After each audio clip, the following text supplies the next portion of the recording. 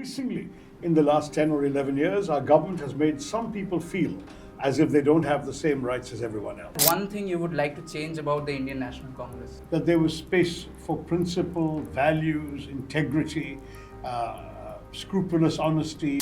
Where it's less satisfactory, I don't want to name names, is when you feel that the points you have made have simply not been registered. When Foreign Minister Jaishankar was Foreign Secretary, we had to question him and grill him a lot, literally. Whatever comes up first when you hear this word: Indian minority, Rahul Gandhi, Manipur, Gaza, Narendra Modi. Oh, now you've got me into trouble. Hello and welcome to the New Indian Express. This is Archan Kundu, and today we have with us none other than Shashi Tharoor. Unless you have been living under a rock, Shashi Tharoor needs no introduction. Sir, we have just rapid fire questions and I will dive into them. If you could suddenly swap lives with one of your contemporary leaders for a week, who would it be? Oh, it has to be Narendra Modi, don't you think?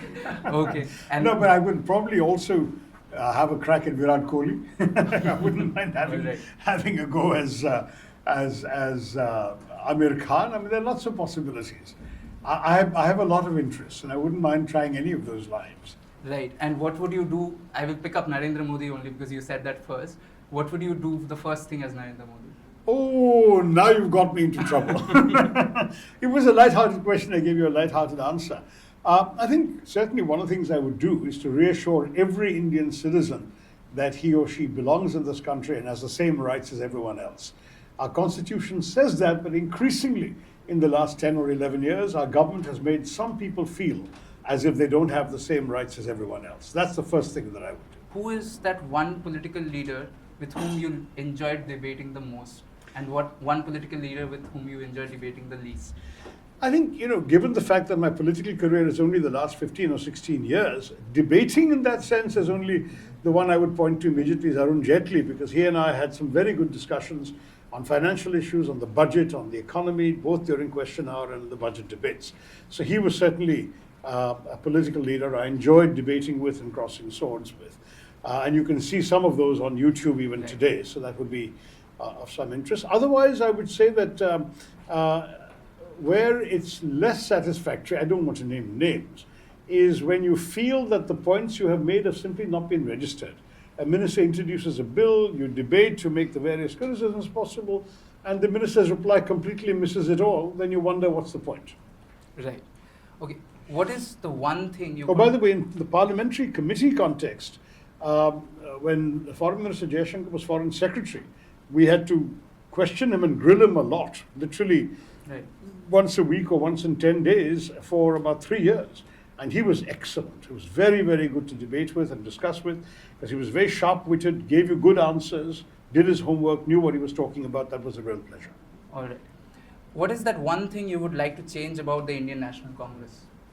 Look, I think all political parties, not just mine, could afford to be more democratic within. I think that at least the Congress held an election for the top position.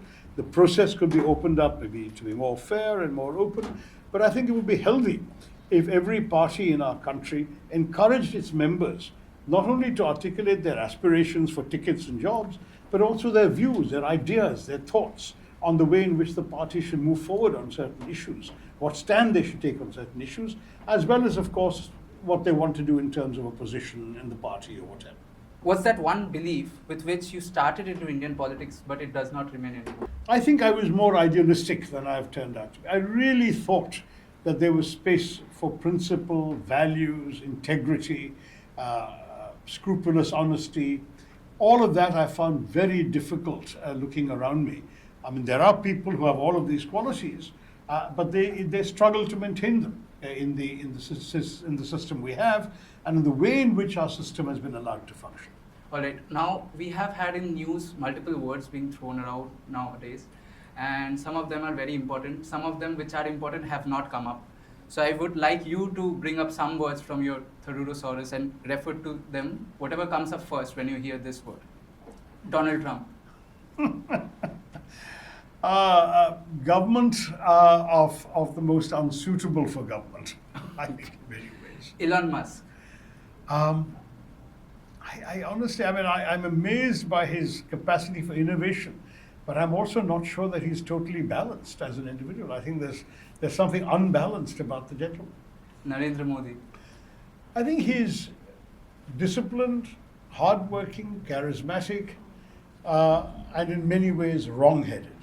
I think that he has a lot of interesting diagnoses for our nation's problems, and he is somebody who implements or seeks to implement solutions, which is good, and that's what the country needs.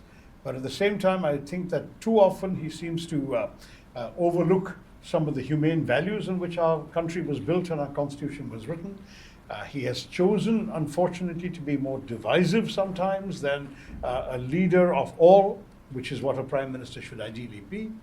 And some of his approaches give people the impression that the public relations is more important than the actual implementation of issues. And that's not always very good. Right. Rahul Gandhi. I would say that in his case, he's had a fairly unfair reputation because of a whole series of social media criticisms. He is actually not the way he's been portrayed. He is smart, well-spoken, intellectually curious, and very well-read. And these are things for which he doesn't get enough credit. Okay, sir. Sir, we will stick to one word only. Indian minority. Beleaguered, Manipur. neglected, Gaza. tragic. United Nations. Ineffective now, anyway, sadly, in some respects, but effective in others. For example, on social development issues, global agenda setting, dealing with issues that transcend borders, the UN is still the best. Peace and security in the world, it has become increasingly ineffectual. Think Edu. Stimulating. All right. Thank you, sir. Thank you very Thank much. you for the time.